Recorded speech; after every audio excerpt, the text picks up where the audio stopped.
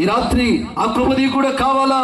ఈ రాత్రి ప్రభా నా జీవితంలో కూడా ఆ సహాయం కావాలనుకోగలిగినట్టే ఇప్పుడు నువ్వు ఎక్కడున్నా నాతో కలిసి మోకరించి ప్రార్థించి, ఈ రాత్రి నువ్వు ఏ స్థలంలో ఉన్నా పర్వాలేదు, నువ్వు దగ్గరున్నా దూరానున్నా, సమీపంలో ఉన్నా దూరానున్నా, నీ ఇచ్చిలో నీ వాక్యం వింటున్నా, ఈ రాత్రి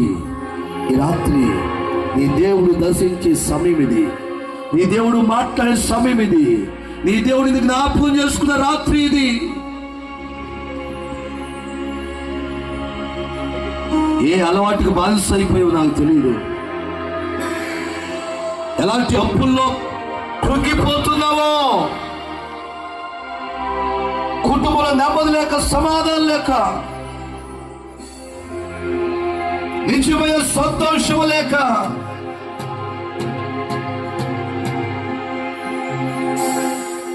యాకోబులాగా ఎక్కి ఏడుస్తూ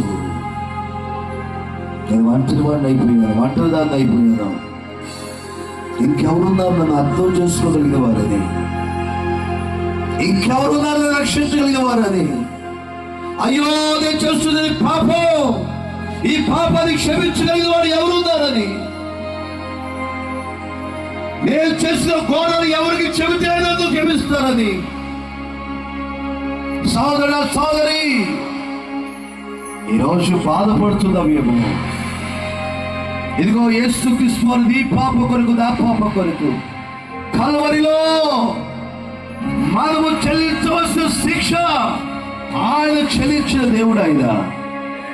ఆయన మాత్రమే ఒక్కడే నువ్వు క్షమించగలిగేవాడు.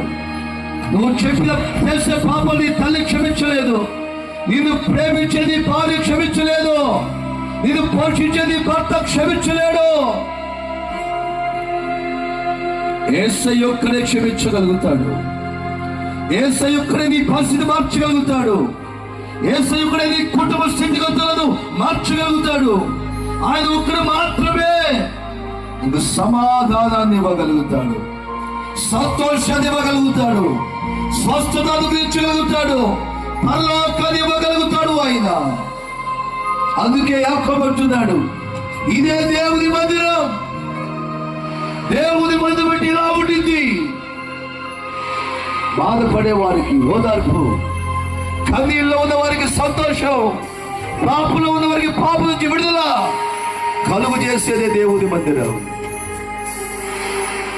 ఈ రాత్రి నువ్వు ఎక్కడున్నా, ఈ రాత్రి అడుగు, యేసయ్యా యేసయ్యా నన్ను దీవించండి నాయన. యాకోబుని ఆశీర్వదించావు కదా,